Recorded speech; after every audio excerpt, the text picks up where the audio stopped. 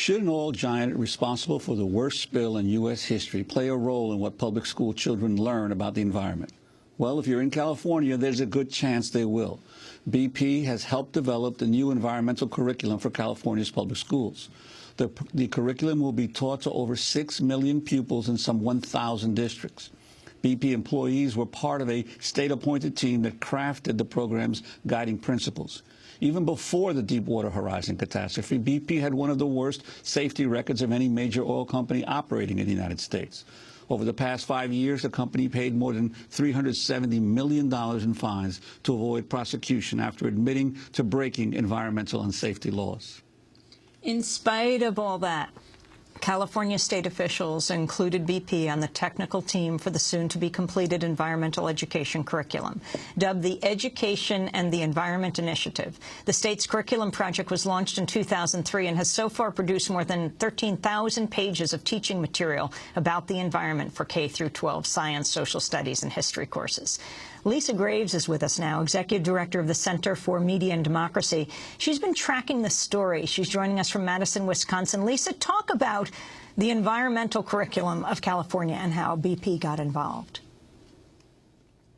Well, it's very interesting. I think that this is an example of how BP, until the oil spill, has been so successful at greenwashing.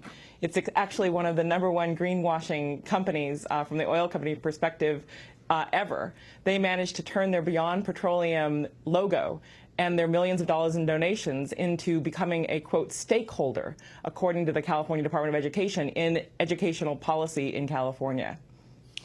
But what precisely was BP's role in the curriculum development?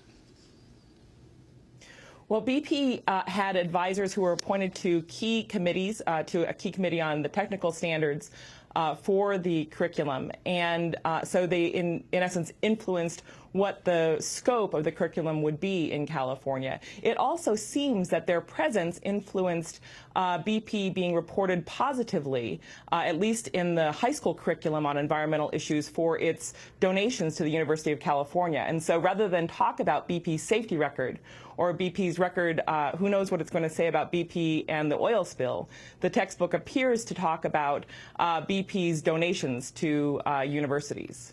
And BP was the only oil company that was asked to supply members to this effort to develop the curriculum. If so, have state officials said why they chose it? They have not said why they chose BP out of all the oil companies, although BP clearly has been on a charm offensive to the American public and to California officials for many years now.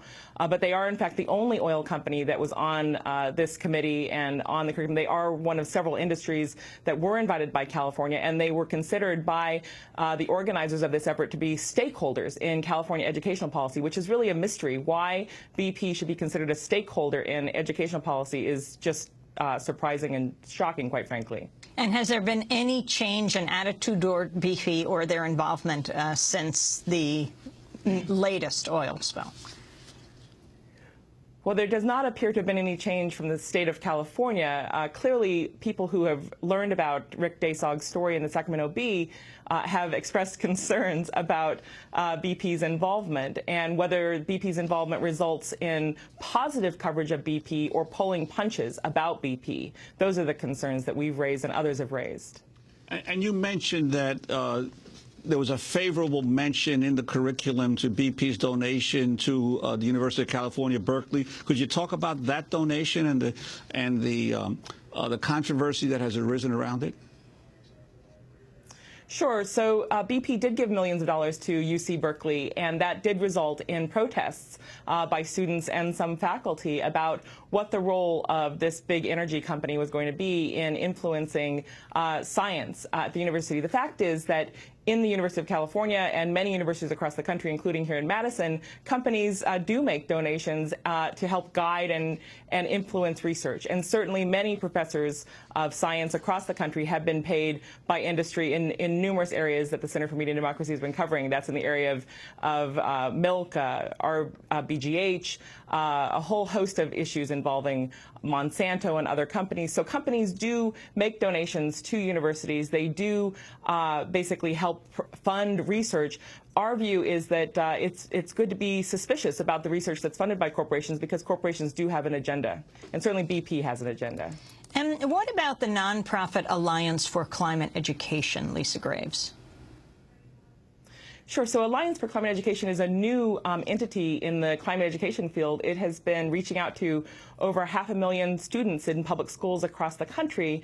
And we learned that one of the three executives, one of the three board members for ACE was simultaneously until earlier this year, the Vice President of Regulatory Affairs for BP Alternative Energy.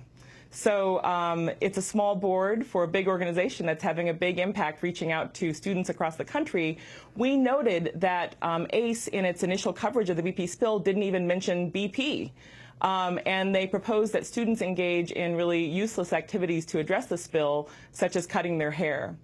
We were concerned, and we remain concerned, that the new organization, while its goals are laudable, while its efforts to educate students about climate change are important, that the corporate influence by energy companies on its board may make it pull its punches on this issue.